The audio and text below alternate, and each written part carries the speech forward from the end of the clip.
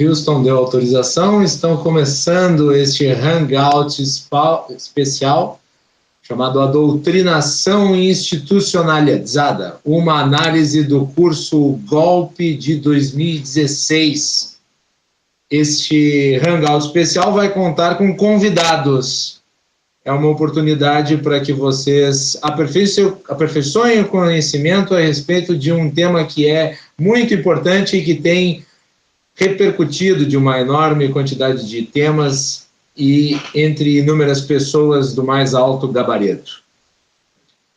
A criação da disciplina O Golpe de 2016 e o Futuro da Democracia no Brasil, oferecido pelo Instituto de Ciência Política da UNB para alunos da graduação, recolocou a pauta de doutrinação escolar em evidência.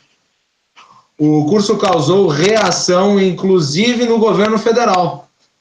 O ministro da Educação, Mendonça Filho, chamou a iniciativa de prática de apropriação de bem público para promoção de pensamento político partidário.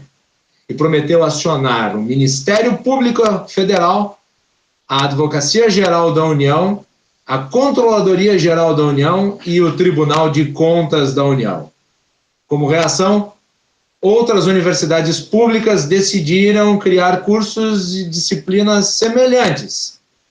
Se agregaram à UNB, a Unicamp, o FBA, o FAM, o EBP e a URGS, que criou a disciplina O Golpe de 2016 e a nova onda conservadora no Brasil, do Instituto de Filosofia e Ciências Humanas.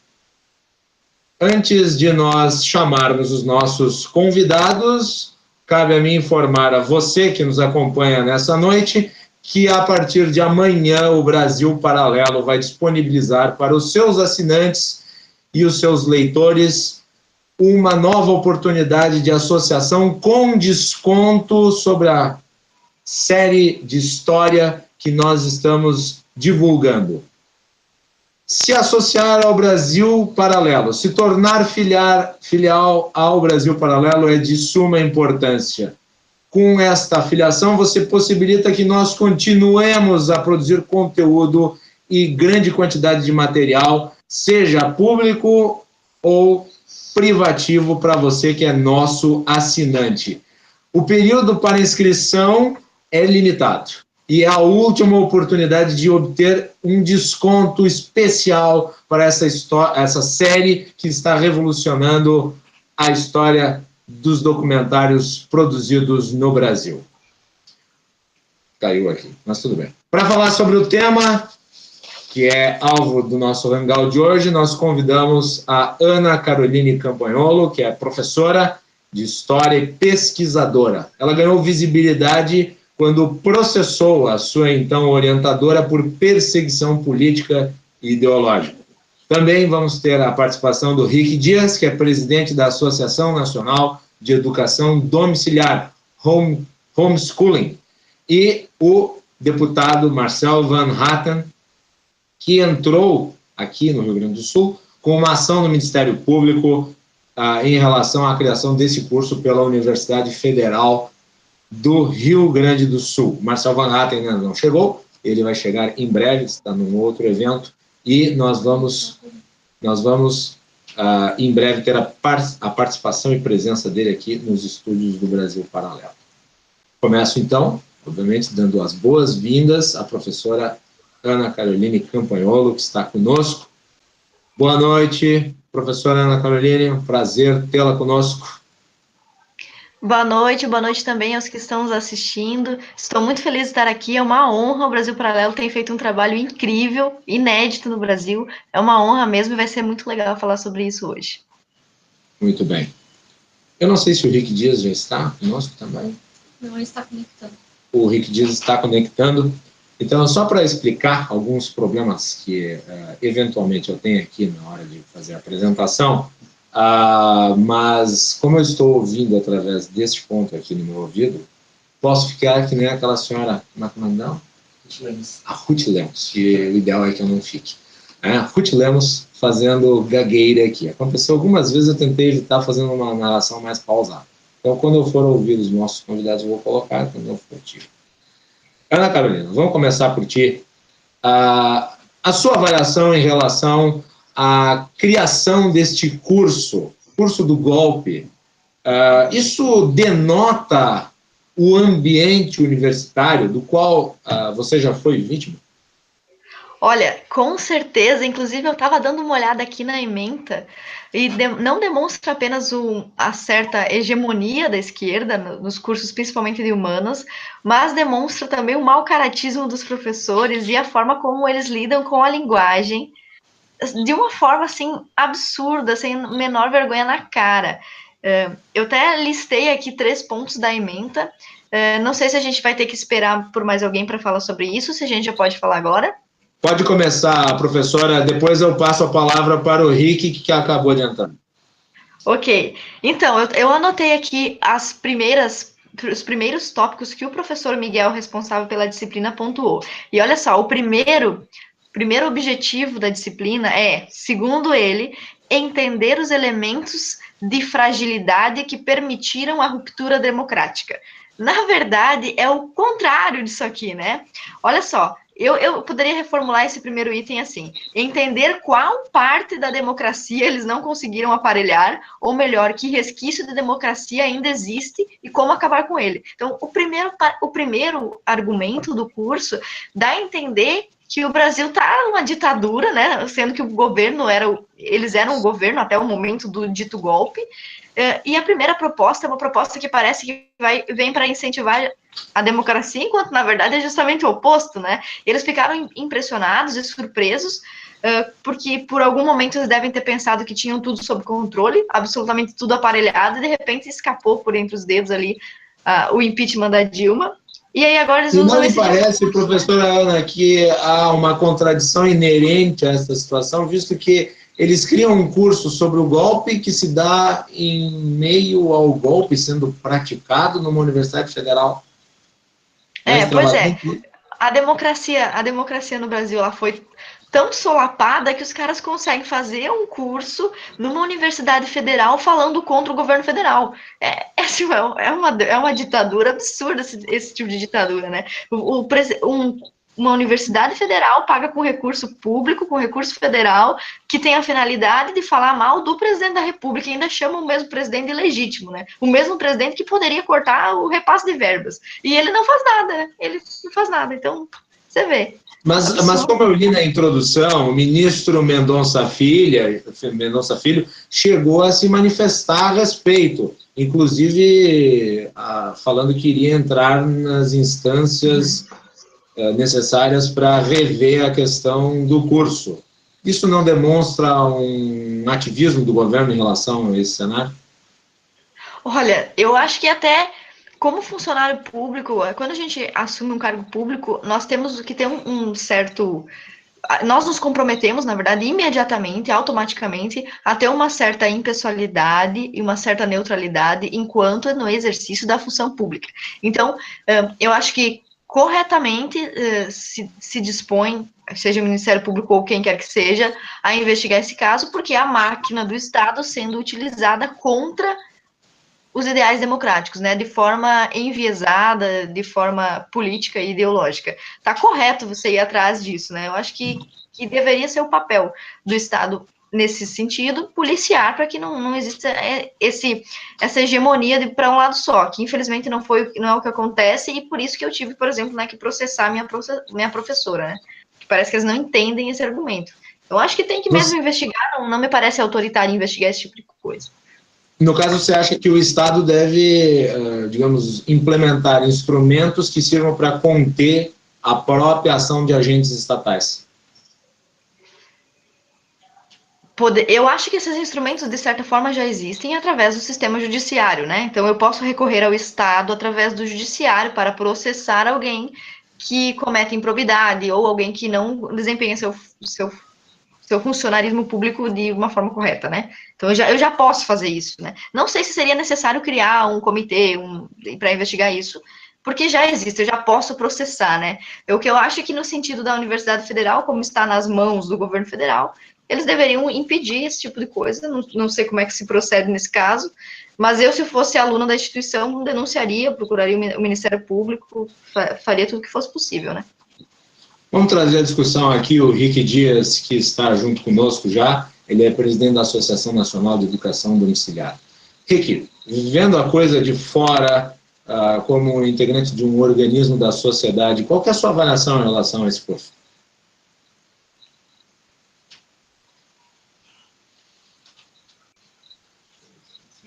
Está sem áudio. Eu acho que tem que arrumar ali a técnica dele, ou o Rick tem que fazer alguma coisa para o áudio se tornar ao vivo. Poder debater aqui com vocês. Agora, eu recebi... Oi. Rick, deu um problema no áudio. Primeiro nós não ouvíamos você, agora estamos ouvindo, então, por favor, faça a sua introdução para o início novamente.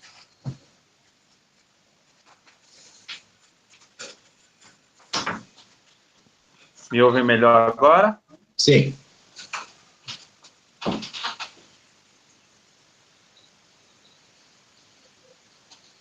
Novamente houve queda no áudio do Rick. Consegue me ouvir? Eu acho que isso talvez seja um corte na conexão dele. Talvez o ideal seria, Rick, que você saísse e entrasse novamente. E eu continuo a conversa com a Ana Caroline até que você consiga retornar. Ok. Você está me ouvindo? Consegue me ouvir? Sim, agora conseguimos ouvir. Bom, primeiramente eu recebi com bastante estranheza, né, muita surpresa, este curso. Ok. Eu recebi com bastante estranheza, né, recebi com muita surpresa. Está muito entrecortado o áudio, Rick. Eu vou pedir novamente. Desconecta e reconecta para que a nossa conversa seja mais fluida. Ou tire o vídeo e fique só no áudio, porque daí a conexão será mais leve. Consegue ouvir? Agora? Perfeito. Agora já melhorou a voz. Então. Sim.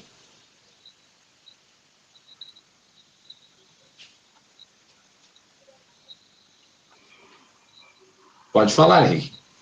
Ok, agora? Sim. Na verdade, assim, eu recebi com bastante estranheza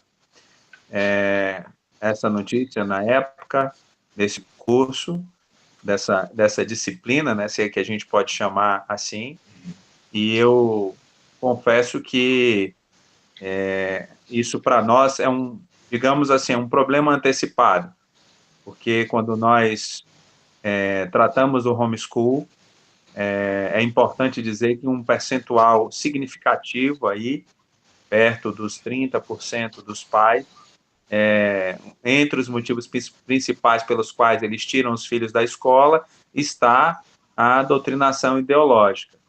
E já há uma preocupação com pais que têm filhos na adolescência, e estão ali já próximos a fazer um Enem, a buscar um vestibular, entrar numa universidade, se assim for o desejo daquele jovem, daquela família, e começam já a pensar nesse aspecto. Porque se há doutrinação na escola, na universidade, a gente percebe algo ainda pior, ainda mais à frente, que é perseguição. A gente já tem casos de alguns alunos que vêm sendo perseguidos simplesmente por discordarem de determinadas abordagens, né? Discordar da temática é uma coisa, mas por discordar da abordagem da temática, eles acabam sendo perseguidos nas universidades também. E isso... O que se coloca em contradição, inclusive, é o nome universidade, que faz relação com o universo de ideias, né? Quando você já aplica um nome chamado golpe de 2016, você já está tirando de circulação todas as outras possibilidades de análise da situação que está sendo investigada. Exatamente, eu passo a ser obrigado, inclusive, a cumprir uma disciplina como essa, né, da qual eu não tenho nem chance de discordar, porque não se trata simplesmente de uma temática que foi abordada. A temática virou disciplina, né? Isso é uma coisa absurda, porque até então nós não temos nenhum modelo que nos sugira que nós podemos, assim, fazer algum tipo de opção, como acontece na escola. Os pais, muitas vezes, já indignados com esse modelo educacional fast food, onde tudo já vem absolutamente pronto, e aí prepara um filho na educação básica, e esse jovem cheio de sonhos, de esperança, ele quer entrar numa universidade, ele já está pronto, ele já está maduro emocionalmente, academicamente nem se fala, na verdade, os jovens homeschoolers acabam ficando prontos para a universidade do ponto de vista acadêmico mais cedo, com 16, 17 anos, e acabam tendo que esperar fazer a idade para poder realizar as provas de vestibular, de Enem, e normalmente, como sempre, eles são aprovados, e aí eles têm que bater de frente e lidar com isso, né? Muitos, inclusive, têm seguido procurado pelo EAD, têm procurado cursos em universidades privadas, onde, digamos assim, elas estão menos aparelhadas, né? Então, isso tem se constituído um problema, e eu estou falando algo de um fato aqui, não é simplesmente uma opinião colocada, mas eu, inclusive, tenho uma filha na universidade, né, uma filha que foi homeschool também, tenho na universidade, e a gente percebe isso de forma muito clara, muito evidente. Né, Apenas para esclarecimento, entretanto, dos nossos telespectadores que acompanham esse Hangout, que essa disciplina que começou a ser dada na UNB, que depois foi replicada pelo país, inclusive aqui na URGS, no Rio Grande do Sul, ela ainda não tem caráter obrigatório. Ela é uma disciplina avulsa, que pode ser, digamos, frequentada pelos alunos que optarem, mas não deixa de ser algo bastante alarmante, né? Visto que, afinal de contas, ela vai ser dada na universidade, ou seja, ela vai utilizar-se de espaço e de recursos públicos para ser fornecida aos alunos que buscarem por ela. Neste caso, Rick, o que um professor que não tem parte nesta situação pode fazer? É o caso de, eventualmente, e daí também trago a Ana para debater a questão, é o caso de, se eventualmente, professores se organizarem para fazer uma réplica através de um curso alternativo, enquanto ferramentas judiciais não são utilizadas? Olha, nós temos até um exemplo de quando o professor Itamar Flávio de Silveira, me parece que foi porque ele utilizou uma bibliografia mencionando uma bibliografia que incluía o Olavo de Carvalho, e depois a professora Suelen de Carvalho, junto com ele, publicou um livro chamado Golpe de 64, né? Então, eles tentaram criar um ambiente plural e introduzir uma ideia um pouco diferente daquela que comumente se vê, e eles foram rechaçados pelos colegas, tá? Então, eles foram perseguidos pelos colegas, difamados. Nós estamos vendo agora, recentemente, o caso do professor Rodrigo Jungmann, cujos alunos, provavelmente incentivados por outros professores, passaram a evadir das aulas dele. Então, já faz uma semana que ele vai dar aula, não tem nenhum aluno na disciplina que ele ministra, os alunos simplesmente não vão à aula. Então, eu acho que seria importante nós reagirmos enquanto medidas judiciais não são tomadas, criando um curso alternativo, mas eu não consigo entender como nós faríamos isso, não tendo entre os cursos de humanas, principalmente entre os pós-doc, doutorado, professores titulares, pessoas com um pensamento contrário, né? Então, recentemente saiu uma pesquisa indicando que 85% dos professores de história eram posicionados à esquerda, 10% ao centro, 5% à direita. Então, assim, é um número ínfimo, né? É impossível você imaginar um contra-ataque tendo como base esse contexto, né? Essa No condição. caso, Nós teriam temos aí poucos para pouquíssimos professores. fazer uma coisa que precisa de muita estrutura.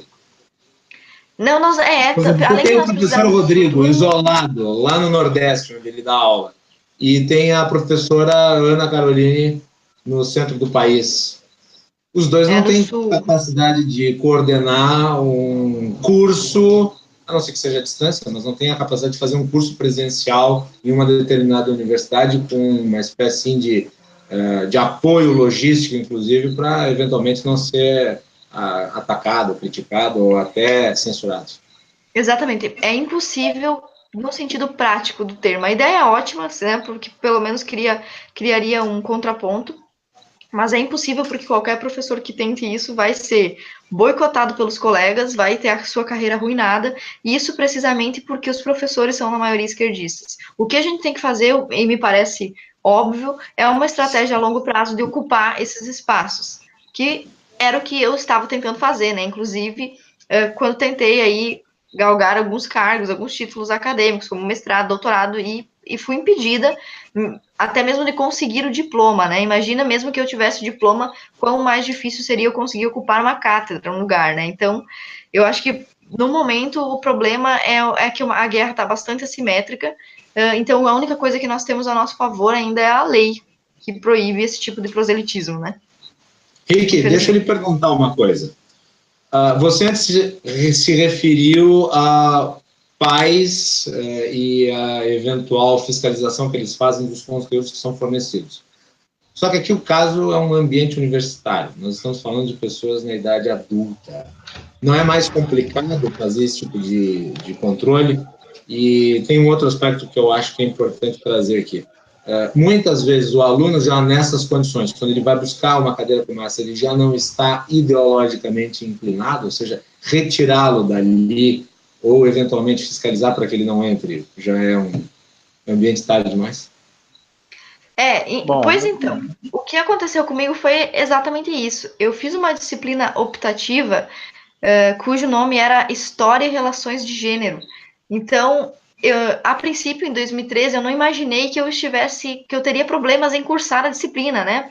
Porque ela era optativa. Mas aí eu percebi no meu ambiente, na minha sala, que todos os colegas eram necessariamente feministas, necessariamente esquerdistas, necessariamente defensores da ideologia de gênero. E eu fui praticamente expulsa da sala por estar ali querendo aprender aquele assunto. Então, eu imagino que na questão de uma disciplina que pretende estudar o golpe de 2016, sequer vai ser simpática a um aluno que, na condição de aluno, queira somente aprender qual é a posição dessas pessoas, entendeu? Mesmo que nós, alguns alunos de história com um pensamento mais conservador, que nós temos visto que tem surgido, se eles quiserem se inscrever na disciplina, eles vão ser humilhados em sala de aula, como eu fui na disciplina da qual eu participei. Então, a sugestão é, se acontecer algo diretamente e objetivamente contra a sua pessoa, uma humilhação, uma desmoralização nesse sentido, você pode processar por dano moral, né, como eu fiz. Mas os professores estando atentos a isso, nem isso vão fazer, vão simplesmente controlar o conteúdo.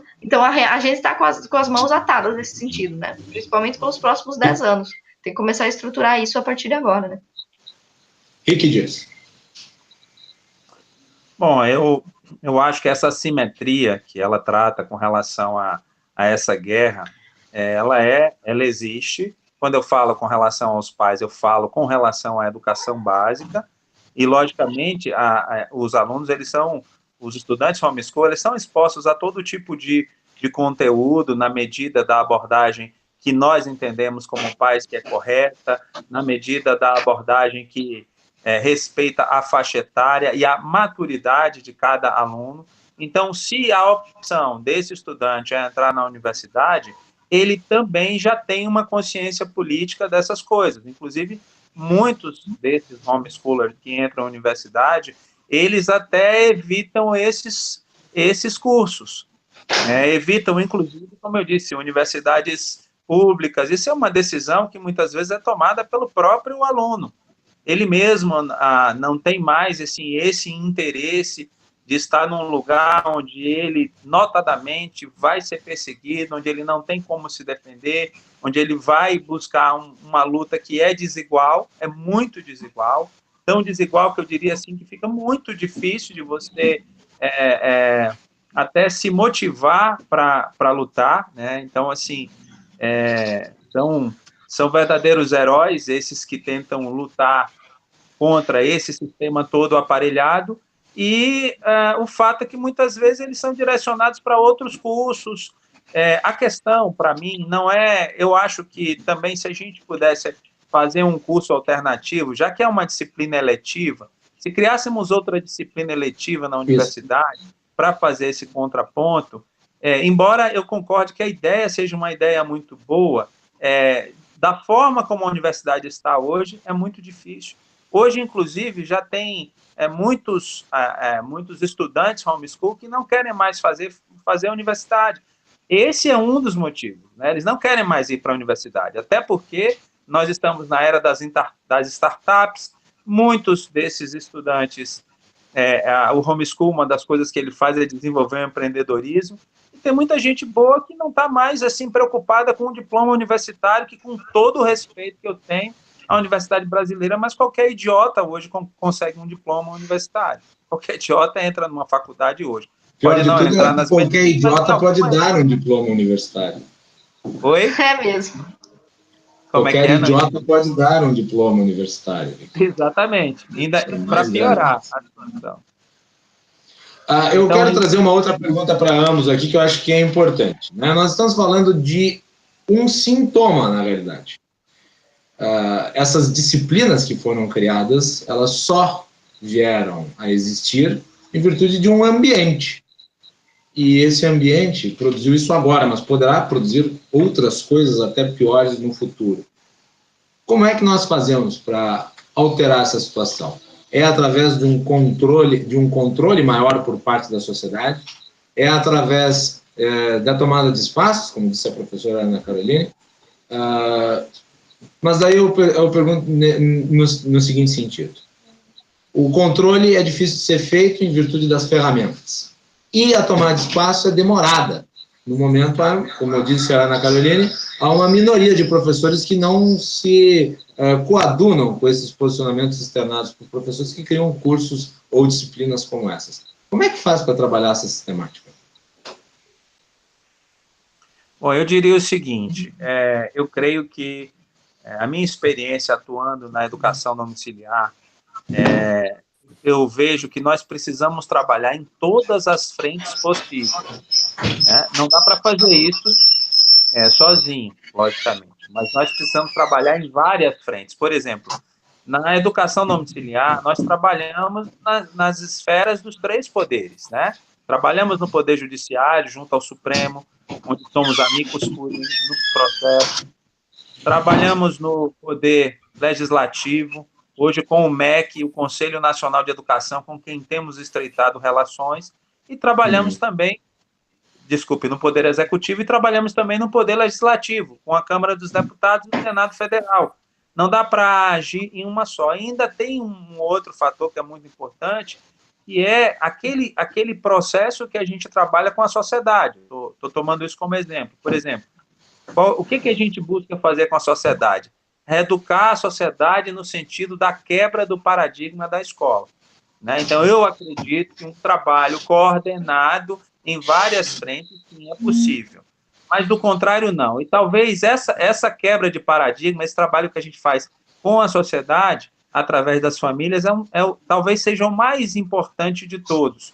E aí, trazendo para o objetivo da tua pergunta, objetivamente responder a sua pergunta, eu penso da mesma forma. Eu creio que, hoje, a nossa sociedade está abraçando algo que tolerou-se no passado.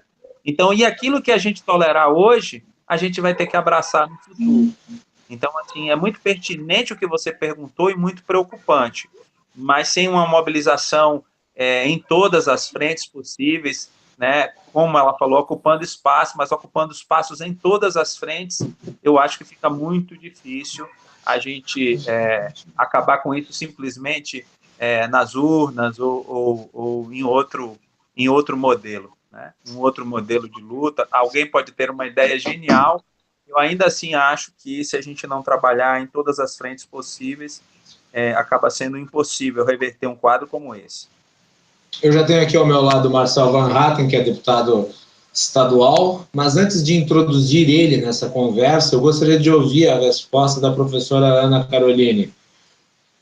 Tomar espaço não demora muito tempo e os problemas não são agora, nós temos que resolver os problemas objetivos, claro, sem deixar de lado as coisas de longo prazo. Eu acho que tem que fazer as duas coisas ao mesmo tempo. Como foi que a esquerda chegou no ponto onde ela está, né? Primeiramente, ela atuou violentamente, agudamente pela milícia armada e estrategicamente, demoradamente, paulatinamente, através da tomada de espaços. O que a gente tem que fazer é no mesmo sentido, só que, logicamente, não estou falando em pegar em armas. Eu falo de você recorrer à justiça, primeiro que, embora seja lenta, é a medida mais rápida que nós temos por enquanto, e nesse ano eleitoral, a gente já pode começar exercendo uma atitude inteligente, votando em pessoas como o próprio Marcel, que está aqui participando com a gente. Uma das coisas que a gente pode fazer é votar bem, né? Além de votar bem... Ainda bem que nós não estamos no período eleitoral, senão você teria causado um problema para o Marcel. Não, ele não falou nada, quem falou fui eu. Então, além disso, além de escolher bem os nossos candidatos...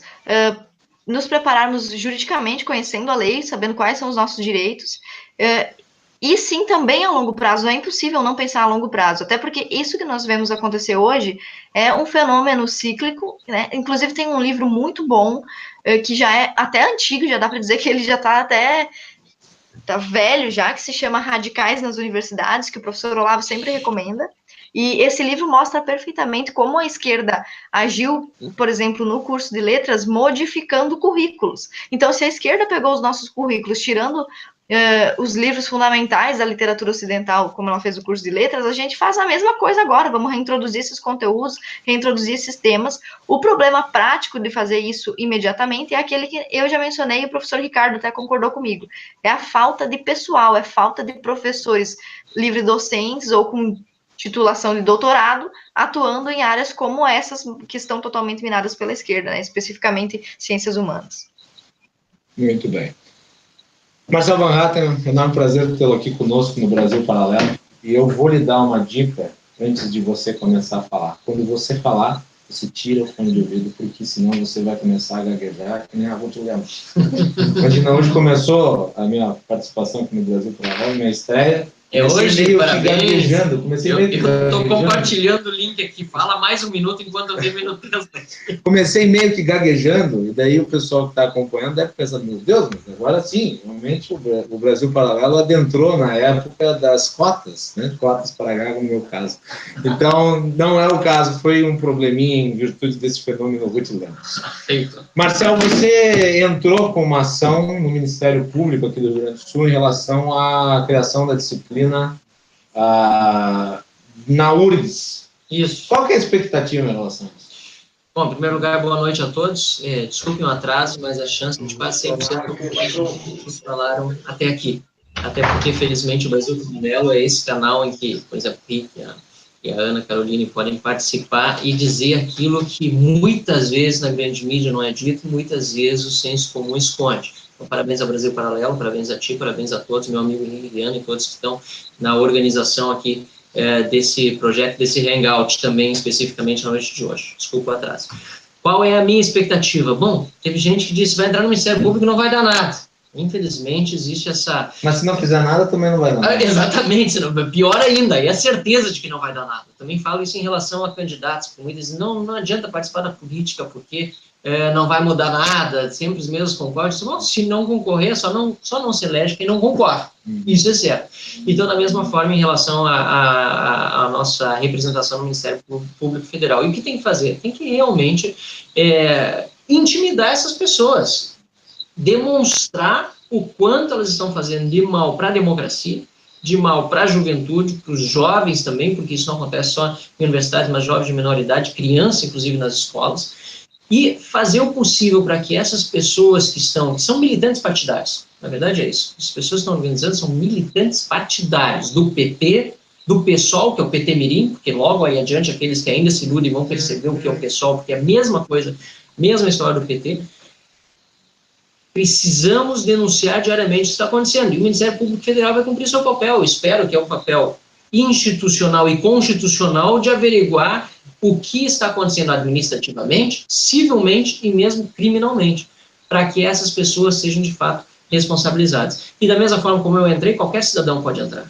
Eu entrei, posso entrar na qualidade de deputado. Que você entrando, em virtude da qualidade de deputado, causa um impacto maior. Claro, causou um impacto, inclusive, e muito grande. Eu fiquei surpreso, eu até achei que não ia ser tanto.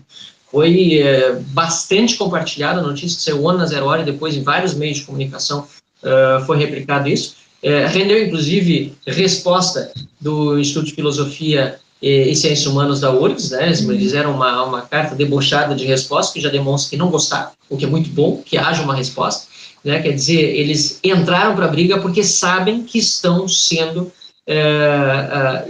chamados à responsabilidade nesse caso. Então, tem que entrar, tem que processar, inclusive, judicialmente, a gente entrar no processo da justiça. Os proponentes do curso, eles alegam que entrar na justiça contra eles fere o direito de liberdade de expressão. Uma ova. A liberdade de expressão está aí para todo mundo, inclusive para eles dizerem essas besteiras. Agora, também tem a lei que define o que se pode fazer ou não fazer no ambiente universitário quando se trata de dinheiro público. Não se pode partidarizar. Imagina se chega alguém ali e diz que vai fazer uma aula defendendo o fascismo ou o nazismo. Esse pessoal ia enlouquecer, e realmente não pode. E defender o comunismo também não pode. E fazer uma defesa proselitista e mentirosa de um episódio histórico nacional que foi o impeachment de Dilma Rousseff e deve ser tratado como tal uma ilegalidade, ainda mais tratando de dinheiro público. Se fosse dinheiro público mesmo? Claro que é dinheiro público. É dentro da Universidade Federal, um curso de extensão, para quem quiser participar, paga. Os professores são pagos como? A estrutura vem de onde? De Marte? Vocês estão dispendendo espaço e tempo na sua própria agenda. Tudo, divulgação, etc.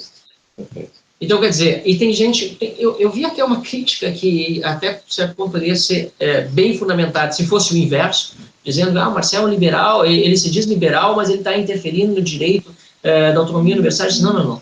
Essa é uma universidade pública. É muito diferente, tem dinheiro público. Se fosse uma universidade privada, poderia oferecer um curso de ilusionismo ou de ensinar as pessoas a mentir, ou o que quer que seja, as pessoas que quisessem pagar e participar, poderiam pagar. É evidente que... curso de finanças públicas com Guido Mantega. Pode oferecer, e vai ter gente comprando, né? Ou vai ter gente comprando. Agora, obviamente que eu ficaria, e aí eu vou fazer uma comparação que talvez faça mais sentido para as pessoas, eu ficaria indignado se esse curso fosse acreditado pelo MEC, que é uma instituição pública que acredita cursos superiores e que precisa ser muito acadêmica nesse ponto. Tem que dizer se realmente é científico aquele curso. Então, há uma diferença grande entre um curso oferecido numa iniciativa privada, pago com dinheiro privado, e outro curso oferecido numa universidade pública, pago com dinheiro público. Só que isso é só a ponta do iceberg, é o que agora está aparecendo para todo mundo. A podridão que está no sistema educacional brasileiro, sobretudo nas universidades públicas, é enorme, é imensurável. E é o desespero da esquerda que está fazendo esses organizadores deste curso em específico demonstrar de uma forma tão cabal que faz que a sociedade toda veja. Mas isso já está explícito há muito tempo, mas muita gente não viu. Mais uma vez, parabéns ao Brasil Paralelo, que também tem feito esse trabalho de denúncia contra a doutrinação dentro das escolas e universidades brasileiras. Antes de passar a palavra para a Ana Carolina e para o Rick Dias... Aliás, boa noite, Ana. Boa noite. Uma última pergunta para ti, neste momento. Tu entraste no Ministério Público, mas os teus colegas parlamentares não fizeram. Você chegou a falar com algum deles para lhe dar respaldo, para ajudar, ou para entrar com suas ações em particular? Eu confesso que nesse momento não falei, até porque tem uma situação um pouco esdrúxula na Assembleia Legislativa, né? Eu sou suplente de deputado estadual, então eu saí da Assembleia na segunda-feira, na terça-feira de manhã, e estive no plenário da Assembleia Legislativa ontem, inclusive porque eu tenho excelentes relações com muitos colegas parlamentares, com quem tive vários projetos em comum nesse período, então eu já estou me despedindo deles, porque de qualquer forma o meu mandato seria encerrado no dia 15 de março. Dizem que a Manuela Dávila vai ficar com saudades. Olha, eu não sei se eu digo tomara que sim ou tomara que não, sinceramente, mas de qualquer maneira que tenha saudade, esse é o problema dela. E ela certamente não me apoiaria nessa entrada no Ministério Público, porque ela, o PCdoB, o PT, enfim, tem toda essa história justamente de busca de doutrinação, de imposição dentro da sala de aula das suas ideias. Mas eu tenho certeza que encontraria eco, sim, em vários colegas. Não comentei sobre esse assunto específico, mas conheço vários colegas que teriam, e certamente estão indignados também, teriam dado apoio a esse ingresso no Ministério Público. Ana Caroline e Henrique, deixa eu perguntar para vocês, já que nós estamos mencionando tanto o Ministério Público. Dá para confiar na instituição que, em relação a, por exemplo, a Quer Museu, disse que não teve nada demais? Será que, eventualmente, o Ministério Público pode pensar que esses cursos também não são nada demais? Posso começar, Ricardo, o senhor me dá licença? Pode sim, querida. Então, até me lembrei quando vocês falaram do Ministério, que no momento em que eu processei a minha professora, a universidade colocou na frente na porta de entrada da FAED, Faculdade de Educação, um banner em apoio à professora processada, e eu procurei o Ministério Público, alegando que a instituição não pode se posicionar, não poderia se posicionar, enquanto instituição pública, a favor de uma parte ou outra, num processo judicial, como eles fizeram ali, né, optando por defender a ré publicamente. E em primeira instância, a primeira resposta que eu obtive foi negativa, de que eles tinham o direito de publicar, ou de publicizar aquele cartaz gigantesco com menções elogiosas à professora, e o Ministério entendeu que não tinha absolutamente nada de ilícito ou de relacionado ao processo, era apenas uma menção elogiosa a uma profissional de sucesso.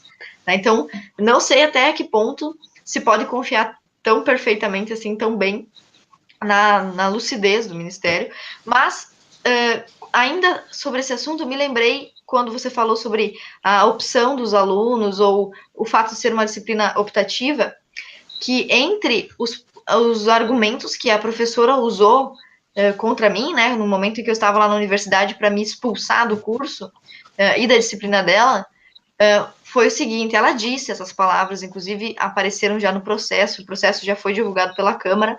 Ela disse assim: quando você entrou aqui, você se matriculou numa linha de pensamento, numa perspectiva de pensamento.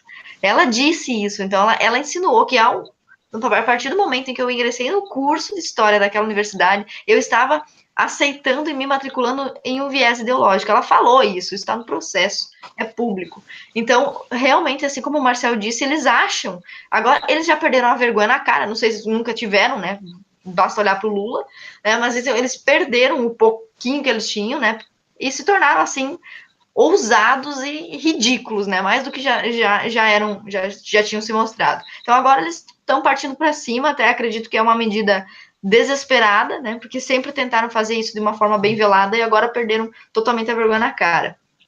Sua avaliação, Rick Dias. Bom, a minha experiência com o Ministério Público, defendendo as famílias educadoras no Brasil, eu diria para você que ela é heterogênea. Então, se você me pergunta, dá para confiar? Eu diria para você sim e não. Porque, assim como existe uma parte do Ministério Público, que é com quem, do Poder Judiciário, é com quem as famílias têm um primeiro contato após a denúncia no Conselho Tutelar, e isso é levado para o Ministério Público, assim como existem muitos promotores que ameaçam famílias da perda do poder familiar, fazem algumas ameaças ridículas, né, simplesmente porque eles decidiram optar por outra modalidade de educação. Existem também promotores que entendem, reconhecem, concordam e até mesmo alguns deles nos indicam que nós possamos até mesmo chegar a dar queixa de alguns promotores no Conselho Nacional do Ministério Público. Eu percebo que não há uma padronização. Ainda bem, já pensou se isso tivesse padronizado? Né? Ainda bem que não, porque aí a gente ainda pode contar com um número de promotores. Recentemente eu conversei com um que tem uma associação de promotores, trabalham no Ministério Público e eles são veementemente contra esse tipo de abuso de poder, de autoridade de alguns. Né? Para você ter uma ideia, o ministro Barroso concedeu sobrestamento de todos os processos na Justiça e, ainda assim, alguns promotores ainda insistem em levar o processo adiante.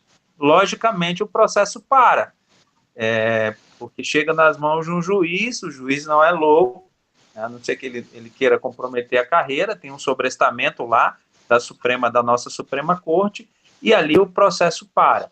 Mas eu vejo que, principalmente em cidades do interior, parece que esse aparelhamento é mais forte. Eu não consigo discernir ainda quais são os motivos, se isso tem a ver com algum tipo de ideologia ou se isso tem a ver com a própria configuração da figura do promotor nesses lugares, onde ele é mais visto, onde ele é mais notado, né? Ele é uma espécie de rei em algumas cidades, enquanto que nas capitais ele passa despercebido. Então, assim, as duas coisas acontecem, né? Eu não tenho como dizer a você, não dá para confiar. Eu não diria que não dá, né? Eu ainda tenho uma expectativa nesse sentido, mas estou muito atento, porque alguns realmente estão abusando do poder com essas tendências ideológicas que vocês têm colocado aí. Marcelo, deixa eu passar a palavra para ti, já que tu é autor de uma ação no Ministério Público. Esse mesmo Ministério Público em que tu entras é aquele que, em nível federal, inclusive se posicionou, através de uma subprocuradora, contra o Escola Sem Partido. E novamente, citando o caso aqui da exposição que era no museu, o Ministério Público que não viu nada demais na exposição. Você acha que tem algum futuro nessa ação? Uma parte disse que não, um procurador, o outro já disse um promotor, e outros já disseram que sim havia. Então, eu concordo com o que o Henrique disse, é uma questão, lamentavelmente, um pouco de sorte, nas mãos de quem vai cair.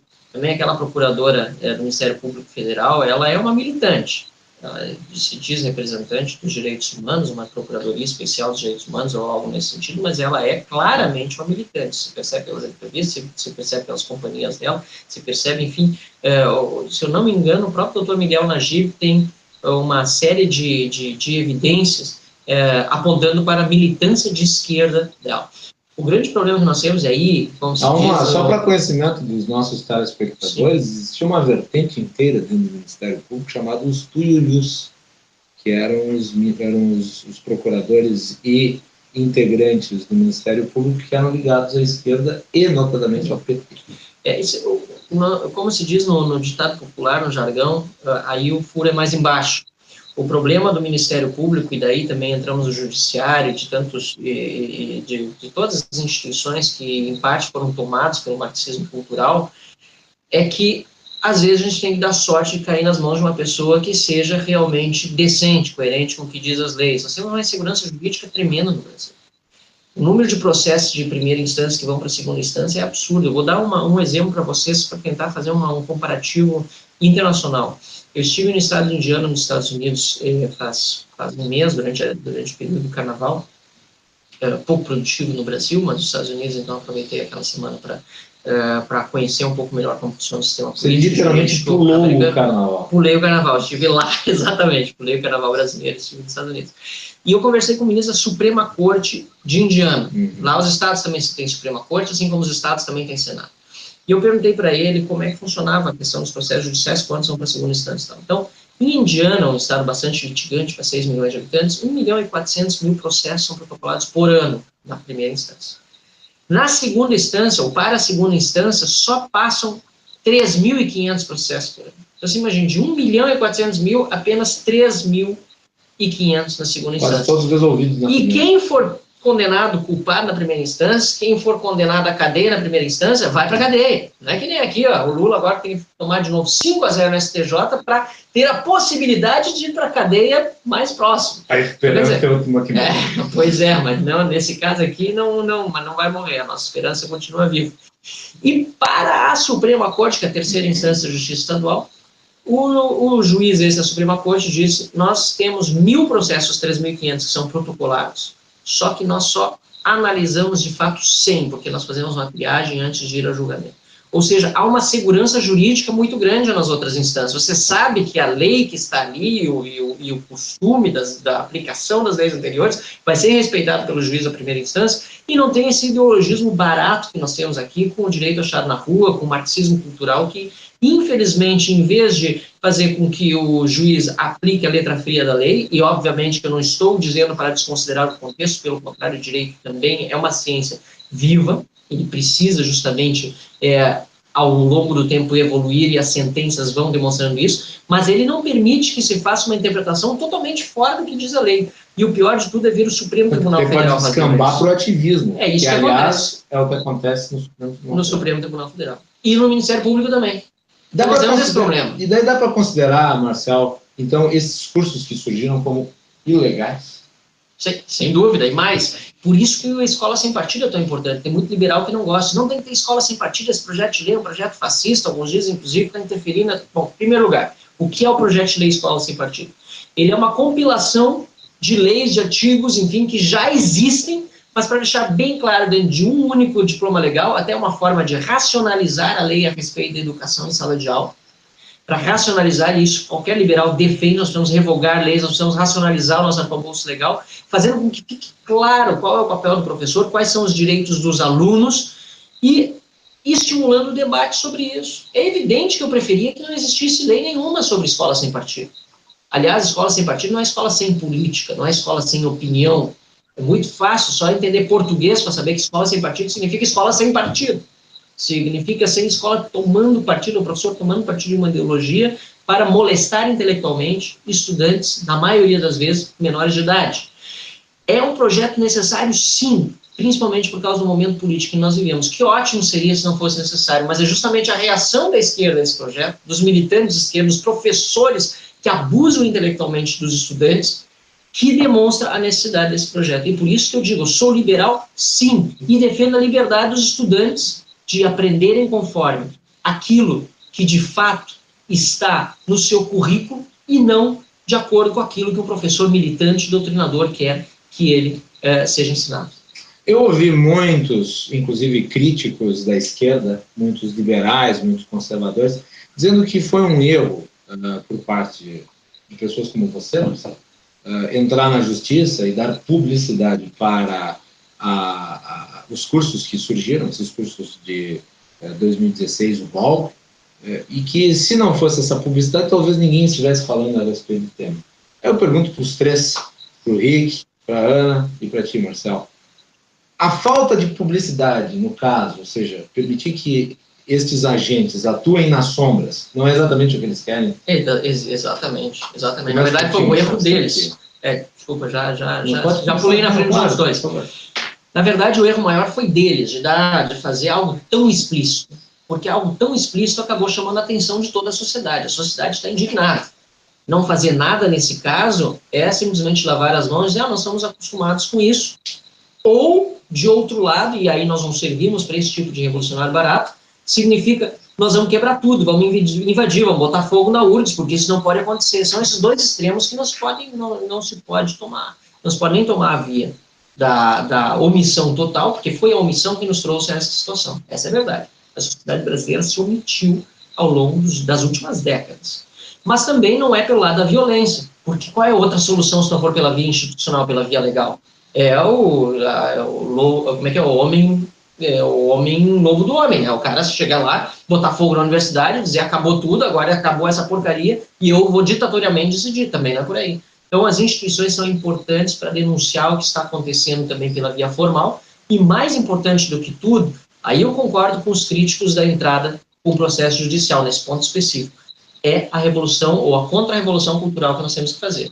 É importante, sim, entrar institucionalmente, mas muito mais importante do que isso, evidentemente, é fazer a renovação cultural que o Brasil precisa. Mas isso vai levar muito tempo, é no longo prazo. E as medidas judiciais, entrar no Ministério Público, as denúncias pela mídia, ajudam a fazer com que as pessoas tomem consciência disso, de que nós vivemos um período muito duro, em que o marxismo cultural está impregnado em todas as instituições, nas salas de aula também, e para que a gente possa lidar com esse problema, a gente precisa saber que ele existe de forma clara. Gostaria de ouvir a opinião da professora Ana Carolina.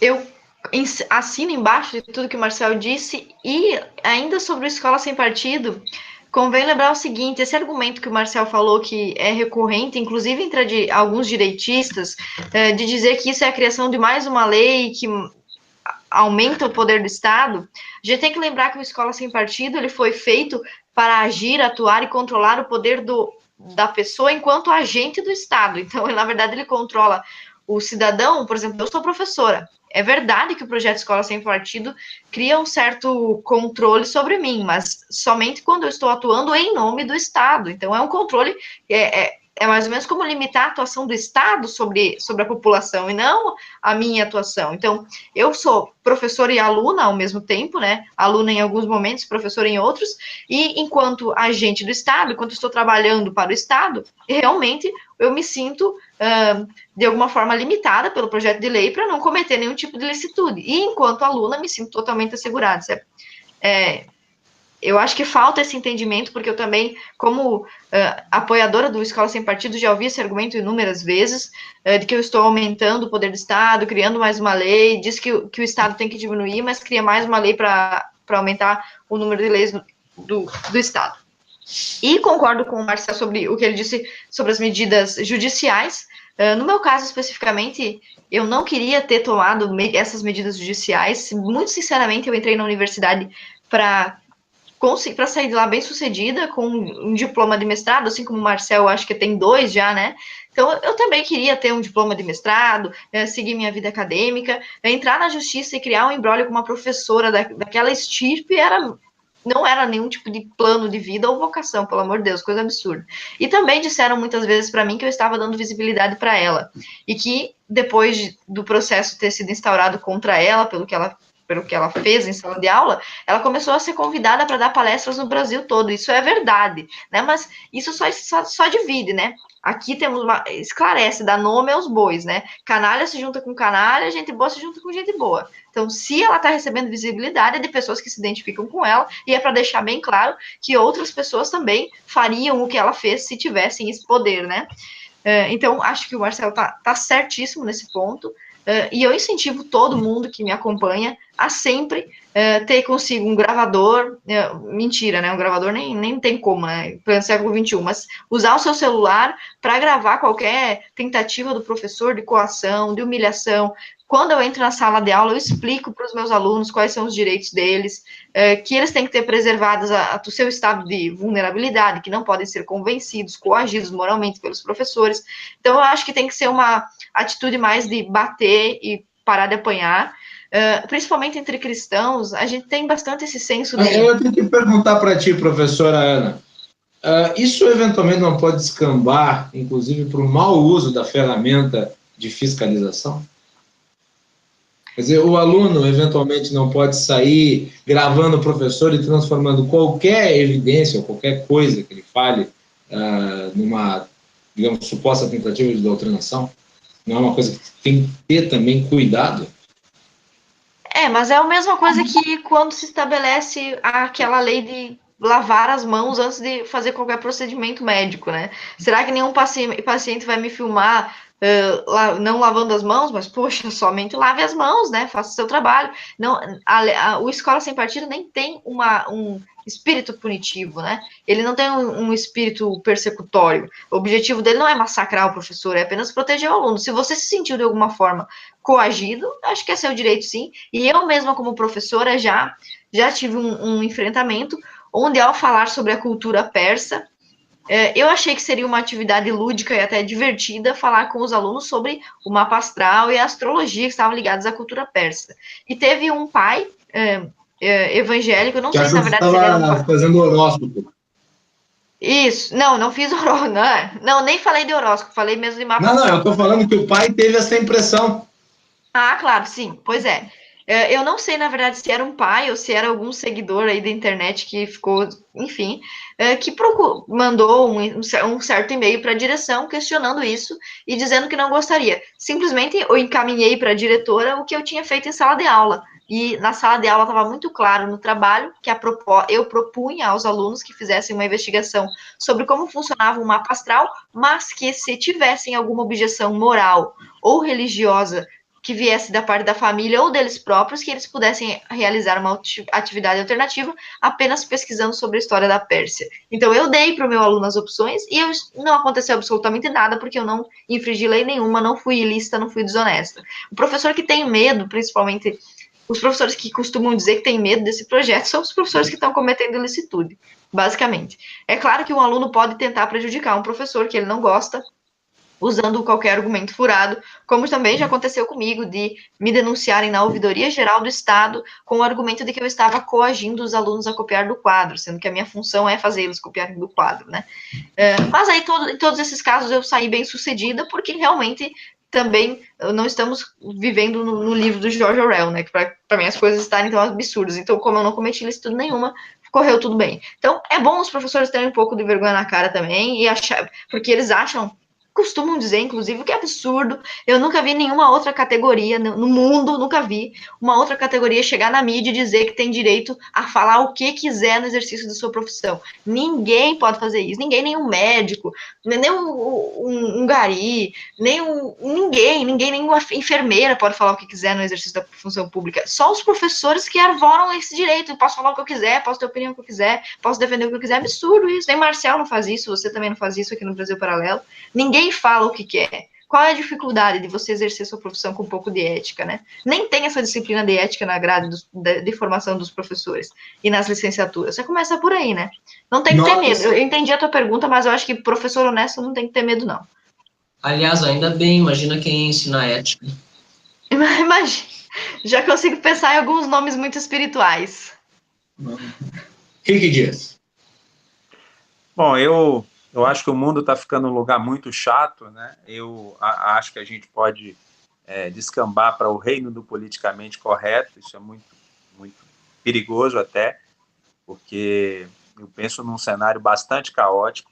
Mas, sendo bem claro, eu acho muito interessante o que o Van Hatten falou com relação ao risco dos extremos, ok? Então, assim, moderação, equilíbrio, mas isso não significa omissão. Isso não significa ficar com um pires na mão como se nós estivéssemos pedindo um favor. Pelo contrário, estamos reclamando um direito. E essa questão de dar ou não dar publicidade também está intrinsecamente ligada a isso. Precisamos ser sábios, prudentes, justamente na hora de discernir aquilo que é dar publicidade excessiva, aquilo que não mereceria, ou aquilo que é estarmos atentos a algo que está acontecendo nas sombras, e muitas vezes essa sombra está muito perto de nós. Então, eu penso que nós temos um caminho a trilhar nesse sentido, que é um caminho, claro, da moderação, do equilíbrio, não é o caminho dos extremos, mas é um caminho da luta, é um caminho da perseverança, é um caminho onde a gente não desiste, porque perseverar não é não cair, né? Perseverar é você levantar sempre. Você pode cair, mas você se levanta de novo e você persegue aquele objetivo. Desistir é que eu acho que seria a pior das nossas decisões nesse aspecto. Eu gostei muito desse último comentário, estava refletindo a respeito do que a Ana Carolina também disse há pouco. Na verdade, nós não estamos pautando nossas ações em cima de uma defesa do liberalismo ou do conservadorismo, porque a gente quer que a sociedade vá mais à direita, nem vá mais à esquerda. Nós só estamos clamando por bom senso. Essa é a verdade. Na verdade, eu tive a oportunidade, o privilégio, inclusive, de estudar no exterior. Já participei de aulas que o professor pediu, não se grava nada nesse momento, eu tenho liberdade acadêmica, quero falar com você sobre assuntos, inclusive, que eu não gostaria que fossem publicados, até porque ainda estou fazendo pesquisas, não tenho os resultados ainda da minha pesquisa, enfim, esta liberdade acadêmica é evidente que precisa ser garantida. Agora, se nós vivemos num ambiente hostil ao bom senso, hostil à liberdade acadêmica, em que há imposição de professores, ou ditos professores, de determinadas ideologias sobre os alunos, em que, portanto, não há ciência, não há conhecimento, mas há ideologismo, partidarismo, significa que nós estamos vivendo uma sociedade doente que precisa ser curada. E para situações de doença, para a situação de sociedade que precisa ser curada, é necessário remédio. E o remédio, nesse momento, é divulgação, como estamos fazendo, e, inclusive, projeto de lei, como Escola Sem Partido. E não é para aumentar o poder do Estado, pelo contrário, repito, Escola Sem Partido, na verdade, diminui o tamanho do Estado à medida em que faz uma compilação de várias legislações, de vários preceitos, inclusive constitucionais, e coloca numa lei só, de uma forma clara, de uma forma super explícita, e auxilia com que esse debate faça florescer o verdadeiro sentido da educação, que é dar mais pluralidade, que é permitir, sim, não é que o professor não possa ter opinião. O professor tem opinião, todos temos opinião, e pode dar opinião em sala de aula, claro que pode. O que ele não pode é impor essa opinião como se fosse uma opinião válida, e tão somente essa é válida, muito menos pode constranger o seu aluno a responder a uma prova de acordo com a opinião que o professor detém. Ele pode analisar um fato histórico, por exemplo, o próprio caso do impeachment, vamos voltar para o caso do impeachment de Dilma Rousseff. O impeachment, ele teve um elemento constitucional muito claro, porque o STF, inclusive, definiu qual era o rito do impeachment. O presidente... Definiu a base de ativismo jurídico. Né? Tudo bem, mas definiu. É a Corte Suprema. Completamente fora do que estava previsto. Podemos discordar do que foi definido, mas foi definido pela Corte Suprema. E tenho críticas a isso, sim, mas foi definido pela Corte Suprema. E isso o professor pode dizer. Eu tenho críticas em relação... Foi muito bom esse debate que surgiu agora aqui entre o Guilherme Macalossi e eu. Sim, eu posso ter críticas em relação à forma como foi feito, mas foi feito constitucionalmente, foi algo que foi referendado pela Suprema Corte. O presidente da Suprema Corte estava lá. Aliás, se eu vou falar em golpe, o único golpe que eu realmente vi sendo dado durante o processo de impeachment foi o fatiamento do impeachment, quando decidiram que a Dilma Rousseff não perdia os direitos políticos. Isso na Constituição está irmanado. Está irmanado. Do cargo com a perda dos direitos totalmente inconstitucional. Para mim, aquilo foi um golpe durante o processo de impeachment feito contra Dilma Rousseff. Mas continua sendo uma opinião, é algo que deve ser, evidentemente, debatido. Agora, simplesmente transformar tudo num golpe, depois de milhões de brasileiros irem às ruas, depois da Câmara Baixa e da Câmara Alta, ou seja, Câmara e Senado julgarem o processo, uma comissão especial foi montada, o Supremo Tribunal Federal fez o rito, o presidente do Supremo estava lá, a presidente que sofreu o impeachment estava lá durante o processo todo, os brasileiros comemoraram, e foi golpe? Não tem como aceitar. Isso é inverter, é colocar a opinião na frente para depois tentar transformar a sua opinião em ciência. Mas não, em primeiro lugar no ambiente acadêmico vem a ciência. Em relação àquilo que está posto na ciência, você pode ter opinião, e o professor pode ter opinião. Mas é tão claro, eu acho tão claro isso. O que falta realmente é bom senso. Eu só queria trazer aqui um aspecto, e isso entra na seara do último aspecto que eu gostaria de explorar aqui na nossa conversa, e é referente à questão da narrativa.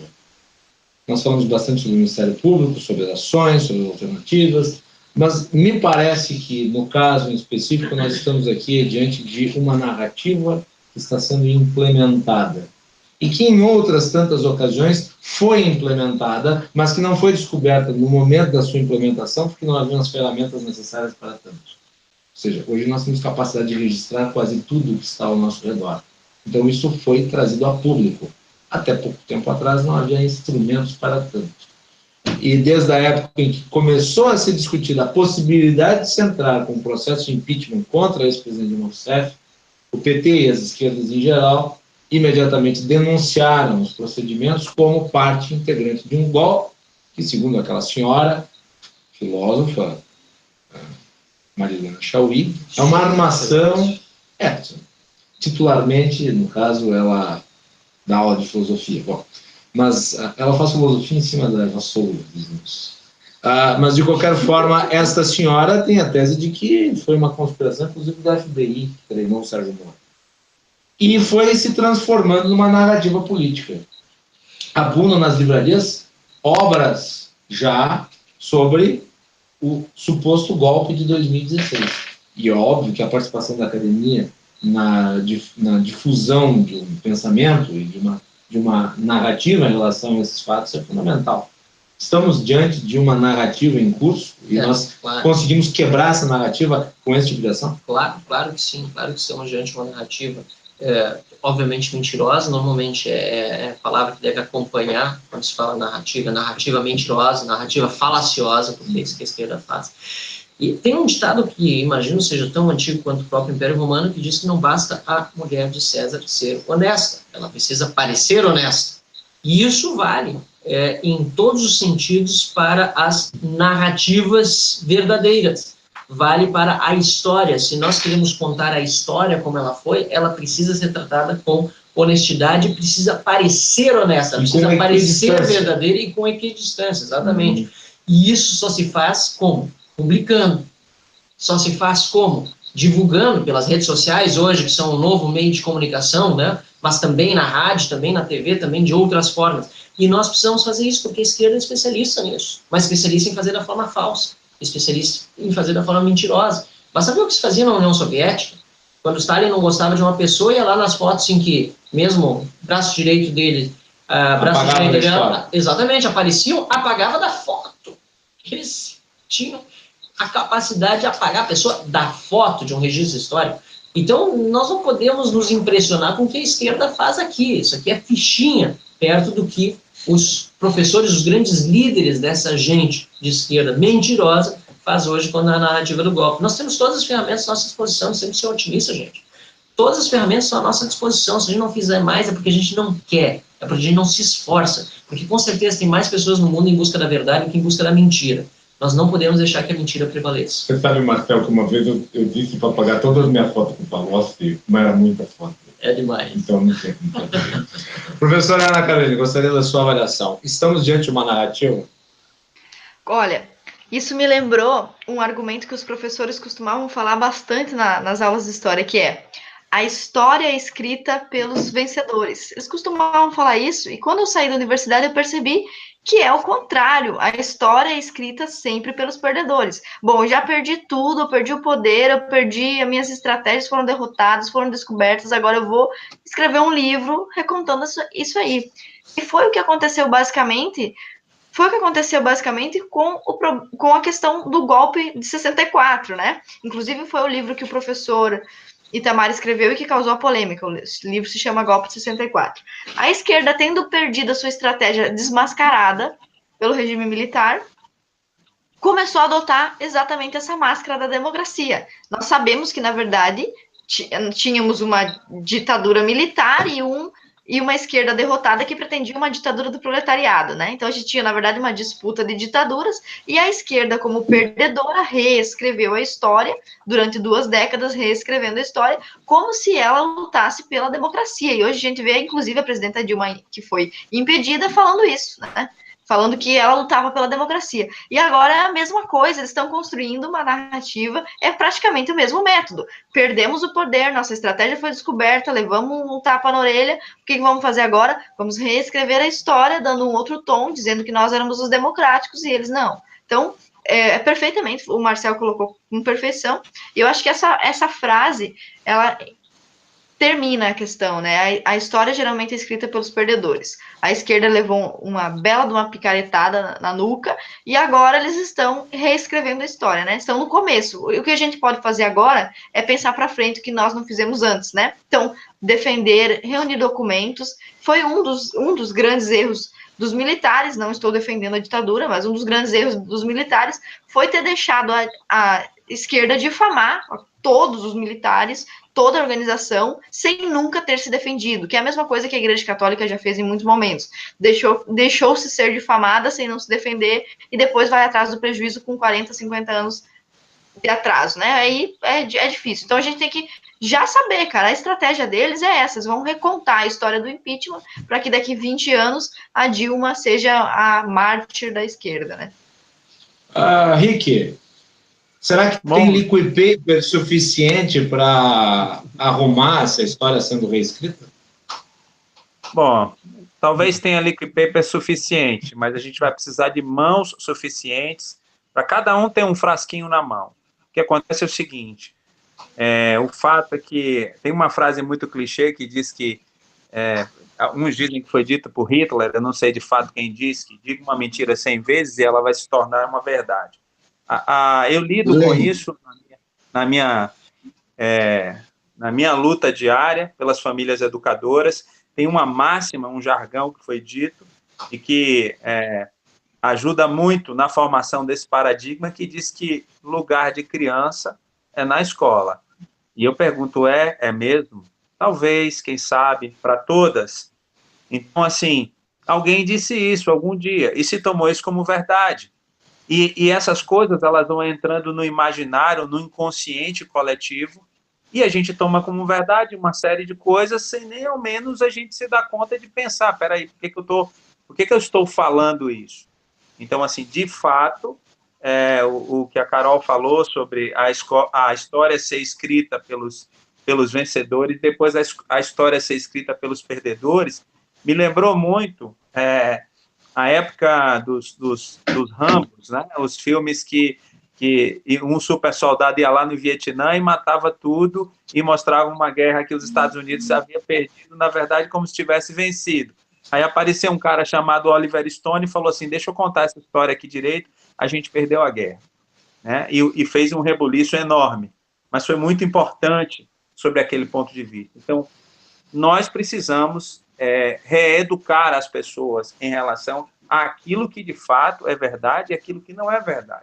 A história ela precisa ser contada de fato como ela é. E esse trabalho também é um trabalho de formiguinha. Não é só um trabalho de mídias sociais, de redes sociais, elas vão ajudar bastante a espalhar isso que a gente precisa, mas é um trabalho de reeducação no dia a dia, né, nos processos, quando eu estou com as famílias, por exemplo, e os pais às vezes ficam preocupados porque eles precisam esconder da sociedade que seus filhos não estão na escola. Eu tenho que dizer, mas qual é o problema? Você está fazendo alguma coisa errada? Não. Você está cometendo um crime? Não. Então, por que você está se escondendo? Pode falar que você escolheu uma outra modalidade de educação. O filho dele vai para a escola, o seu não. O que é importante? Ele está aprendendo. Está aprendendo? Está ótimo. Então, esse é um processo pelo qual a gente precisa passar. A gente precisa refazer isso, a gente precisa restaurar isso. Né? E é um processo, sim, demorado, mas que precisa ser iniciado e precisa ser feito. Marcelo, tu ia fazer algum apontamento antes da nossa rodada final? Como? Tu ia fazer algum apontamento? Eu vi que você me cutucou. Não, eu ia comentar sobre essa questão do homeschooling e da família. Acho que é fundamental falar nisso, porque a defesa da família também é uma defesa liberal. Aliás, é triste constatar que antigamente as pessoas diziam que era bom mandar os filhos para a escola para livrá-los da perdição. E hoje os pais fazem exatamente o contrário. Tentam mantê-los fora da escola para não mandá-los para a perdição. E eu acho interessante, porque é uma defesa liberal, uma defesa que precisa ser feita, uma defesa das liberdades, e existem algumas pessoas que têm uma visão muito equivocada do que seria liberalismo também, que tenta colocar a defesa da família no saco do pior espécie do termo pejorativo quando se usa conservador, conservadorismo e tal. Conservador também é um termo muito bonito. Nós vamos conservar os valores, as instituições que deram certo ao longo do tempo na sociedade para que nós possamos continuar evoluindo. Né? Se olhar por esse termo, a gente consegue, por esse viés, a gente consegue evitar essa pecha tão pejorativa que a esquerda colocou sobre o termo conservador. Mas a defesa da família não tem nada de pejorativamente conservadora, como algumas pessoas costumam fazer, que são mais libertárias. Então, eu pergunto, se não for a família que vai cuidar da educação realmente das crianças, quem vai ser? É o Estado? Ou algumas pessoas acham que a criança deve ser tão livre que na hora que a mãe pariu o filho tem que deixar ela no berço do hospital, sair embora e deixar o filho crescer sozinho ali e ver o que dá. Não é assim. A família é o núcleo mais básico da sociedade. O princípio da subsidiariedade, que é tanto um princípio conservador como um princípio liberal, estabelece que a pessoa tem que, em primeiro lugar, e obviamente para isso precisa ser maior de idade, cuidar de si própria. Se não conseguir cuidar de si própria por menor de idade ou mesmo maior de idade, ela vai buscar apoio de quem? Da família. Se não for na família, vai ser de quem? Da sua comunidade local, da sua igreja, da sua escola, e sim, ou outras comunidades que se formam. Depois o município, e daí do Estado, e por fim, na União, que deve cuidar só dos temas realmente nacionais. Então, essa defesa do homeschooling é fundamental para a gente poder, ainda aqueles que preferem confiar na instituição estatal ou na instituição privada estudantil, numa escola realmente nos termos mais tradicionais, ainda essas pessoas possam refletir sobre por que nós estamos hoje discutindo de uma forma tão forte o homeschooling. Afinal de contas, a educação familiar, ela é a primeira, a mais fundamental e é a única que realmente é insubstituível para tornar cidadãos melhores do mundo. Muito bem. Nós vamos fazer uma rodada final, porque nós já estamos nos prolongando, e eu gostaria de antecipadamente agradecer a participação dos nossos convidados, e eu vou começar essa rodada final pela professora Ana Caroline. Professora, obrigado, e seus últimos apontamentos.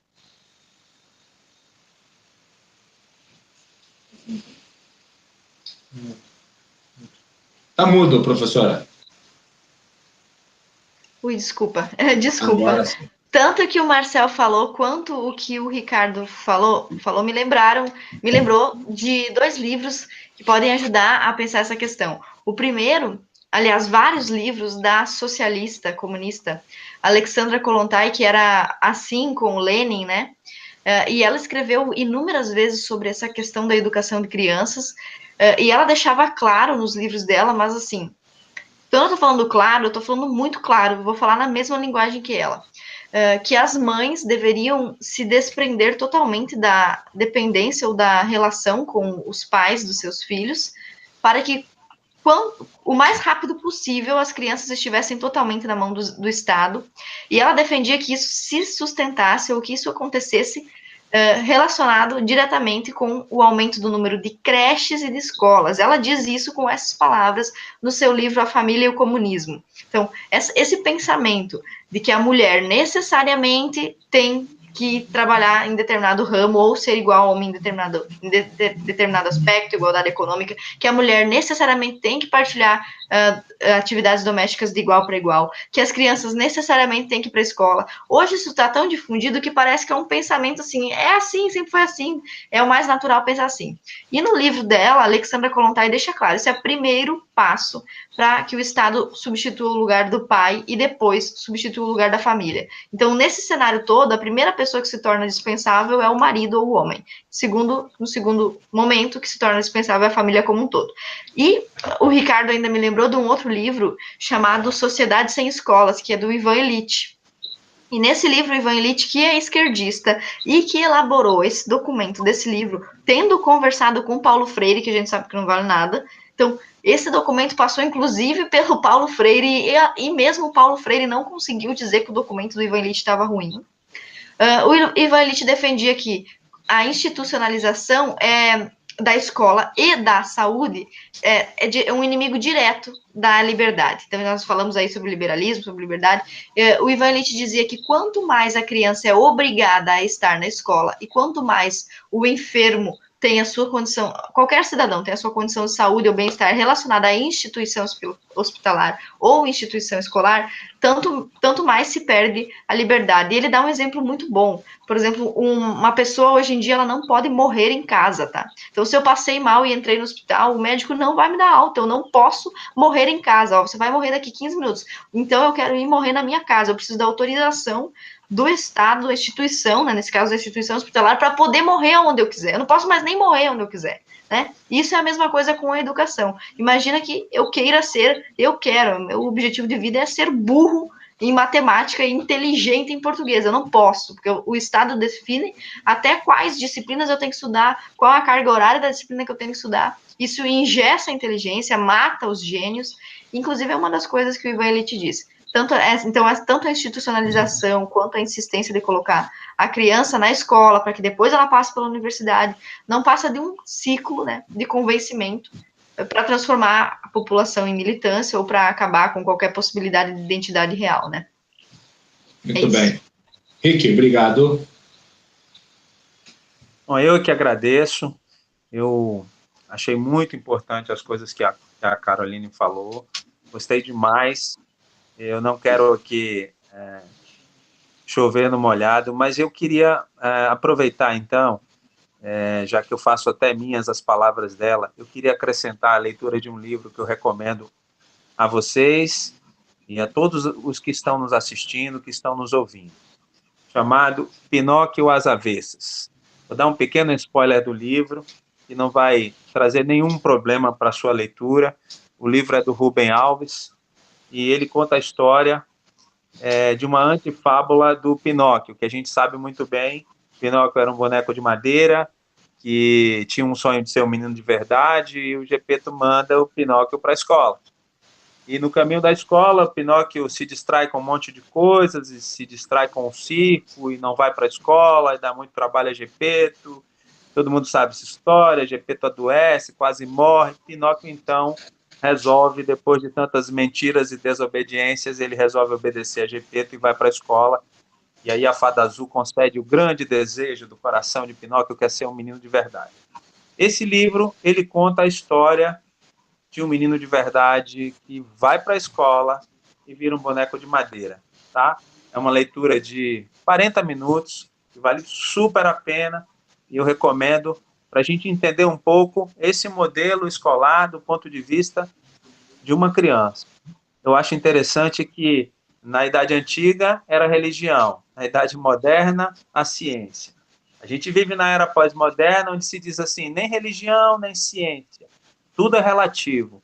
Minha pergunta é, por que então a escola é absoluta para alguns? Obrigado. Muito bem. Marcel Manhattan, obrigado pela participação aqui no Brasil Paralelo. E que bom que você esteve bem aqui na minha estreia. Imagina, eu agradeço, é um privilégio, é todo meu. E o Macalossi, nossa parceria de muito tempo, fiquei muito contente com a sua participação aqui no Brasil Paralelo. Mais uma vez, quero agradecer o convite que recebi por estar aqui e parabenizar pelo trabalho que é feito no Brasil Paralelo. Também a companhia do Rick, que eu estou conhecendo hoje aqui pelo Hangout, mas já vi o seu grande conhecimento nessa área. Muito bom ver as ideias dele sendo divulgadas aqui também pelo Brasil Paralelo. E a Ana Carolina, que conheço há bastante tempo, eu disse, e eu repito, fazer um pouco de bullying com ela. Teve uma época que eu, enfim, não estava eleitado ainda, ela vai reclamar, ó. Mas aí tentei adicionar ela no Facebook, não tinha mais lugar para mim, ela não me adicionou. E agora logo precisou lá no meu Facebook, abriu um espacinho, ela está lá no meu Facebook comigo. É ou não é verdade, Ana? Poxa, é verdade, mas é que eu pensei, deve ser um fake, não é possível o deputado Marcel vai adicionando. Foi isso, Marcel, você não entende. Também. Mas obrigado, foi muito bom estar na companhia de vocês. Parabéns de novo pelo teu trabalho, Macalossi. Há anos, aliás, desde a época do DCE da URGS, a gente se conhecia, não pessoalmente, mas por causa do trabalho que ele fazia também no DCE da Universidade de Caxias do Sul. Isso é muito importante. No DA. Só no DA do Direito. No DA do Direito. Mas, enfim, muitas pessoas perguntam o que podem fazer na política, né, se candidatando, não se candidatando. Bom, comece pelo seu curso, comece pelo seu diretório acadêmico, tem muita coisa para fazer ali, porque a chance é alta do pessoal que está hoje no seu diretório acadêmico não ser o pessoal que você gostaria de ver lá. Então, de repente, é uma boa forma de começar. Muito obrigado mais uma vez pela oportunidade e vamos esperar agora a resposta do Ministério Público. Vamos acompanhar dia após dia e certamente aqui para o Brasil Paralelo a gente dá notícia com exclusividade em primeira mão sobre o que, afinal de contas, o Ministério Público Federal vai fazer a respeito desse absurdo que é eu estou chamando de excrescência acadêmica, que são esses cursos do golpe de 2016. Golpistas, na verdade, são eles. Você lembra, Marcel, na época do impeachment da Dilma Rousseff, quando então advogado-geral da União, José Eduardo Cardoso, numa manifestação na Câmara dos Deputados ou no Senado Federal, ele começou a elencar o nome dos grandes juristas. Sim, nem vou repetir um deles. Não, eu vou dizer porque eu descobri, e vocês que estão acompanhando vão lá no YouTube e coloquem José Eduardo Cardoso, apoiadores da Dilma, numa sessão da CPI, da Comissão Especial do Impeachment. Ele anunciou vários dos apoiadores. Entre eles estão os professores que vai participar desse curso Golpe de 2016, que é o professor Tomás Turbando, e é verdade, o nome do professor é esse mesmo. Ele vai participar como um dos catedráticos, né? Um homem de livros, de leitura, um homem de conhecimento.